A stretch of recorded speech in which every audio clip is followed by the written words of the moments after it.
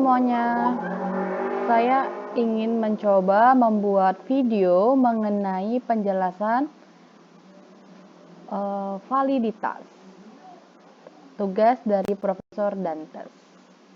Yang pertama, teman-teman harus menyiapkan data kuesionernya, data hasil kuesionernya berupa tabel seperti ini.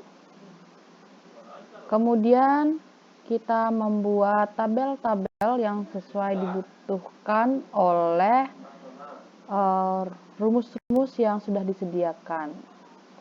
Jika sudah siap, maka masuk ke dalam ringkasan atau rekapitulasi nilai data-data yang dibutuhkan.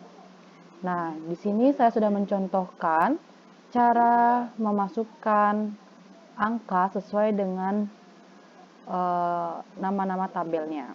Contoh, sigma XY, karena butir satunya sudah terisi, maka kita akan mencari butir soal nomor 2, yang ini.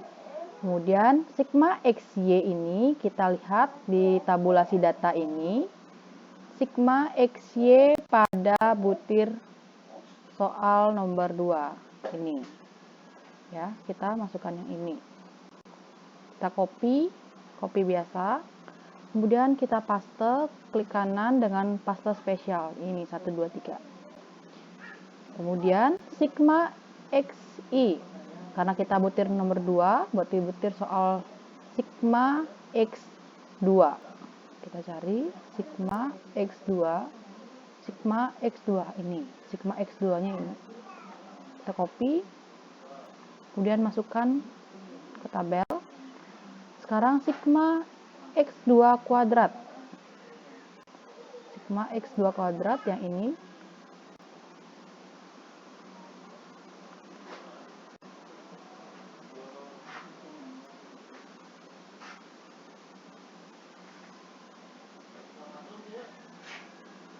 Sigma X kuadrat. Sigma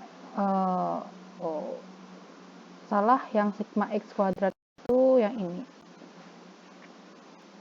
Yang ini. Yang tabelnya X2 kuadrat. Yang ini, yang 860. Masukkan. Kemudian ini total sigma hasil dari kuadrat ini. Kita cari berarti totalnya. Ini. Kemudian sigma Y dan sigma Y kuadrat ini akan sama hasilnya dengan yang di bawahnya, sampai butir soal yang bawah. Sampai butir soal nomor 15. Kita copy paste aja. Ini N-nya ada 20. Berarti subjeknya 20. Ini sama saja. Nah, jika sudah ketemu, akan menemukan hasilnya seperti ini, datanya jika sudah terisi semuanya. Kemudian untuk mencari butir soal nomor 1, ini kita perlahan-lahan, ini karena sudah terisi, kita tinggal memasukkan aja. N-nya ini 20, tetap 20 ya. Ini contoh mencari butir soal nomor 1. Jadi kita fokuskan untuk memasukkan data yang ada di tabel 21, tabel butir soal nomor 1 maksudnya, yang ini.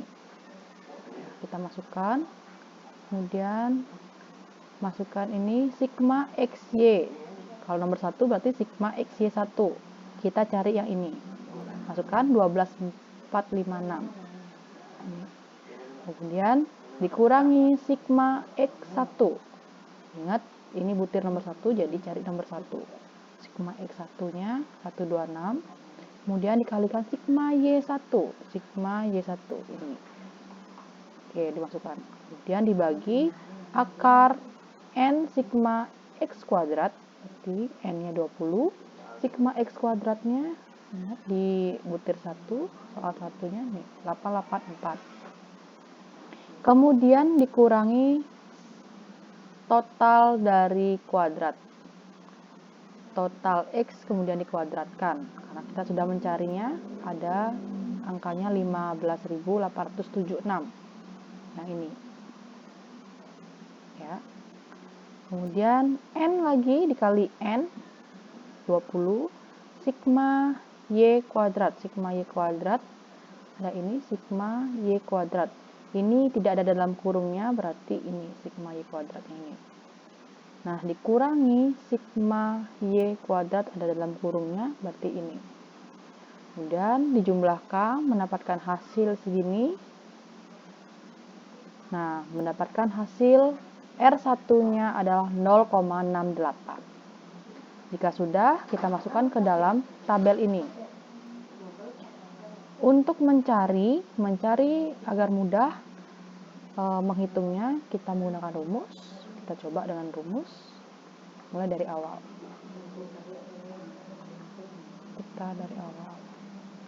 Coba di R1-nya. Sama dengan kurung buka, kemudian 20, kemudian ini N-nya kita klik N20, dikali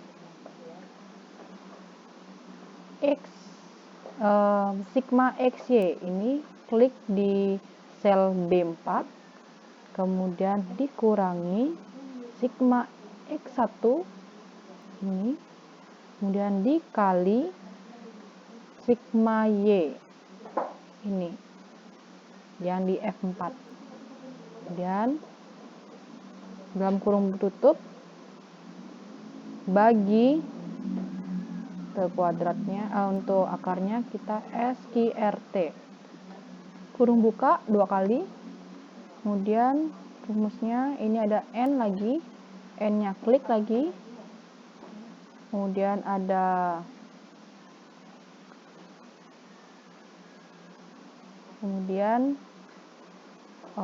dikali sigma X kuadrat tanpa kurung, sigma X kuadrat dikali ini, yang bagian D, kemudian dikurangi sigma X kuadrat ada dalam kurungnya, kemudian kurung tutup, kurung buka lagi, N-nya lagi klik, dikali sigma Y kuadrat,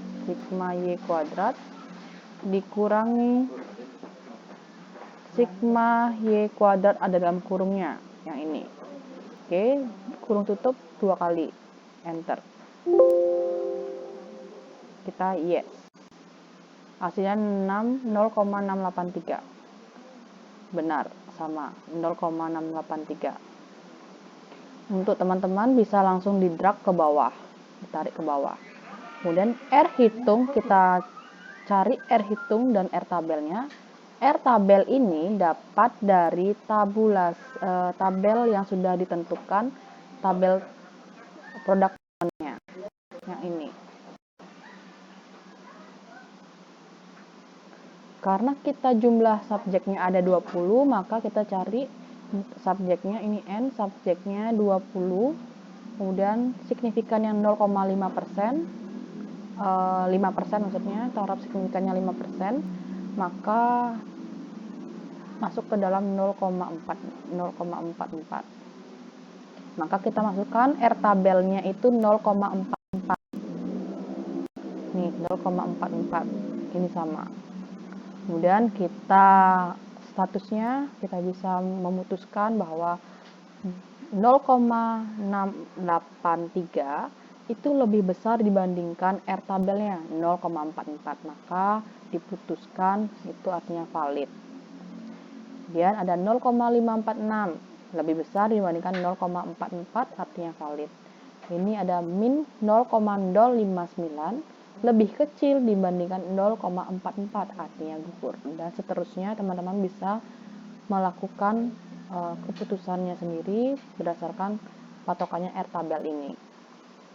Begitu teman-teman, semoga teman-teman paham dan bisa segera mencoba. Oke, bye-bye.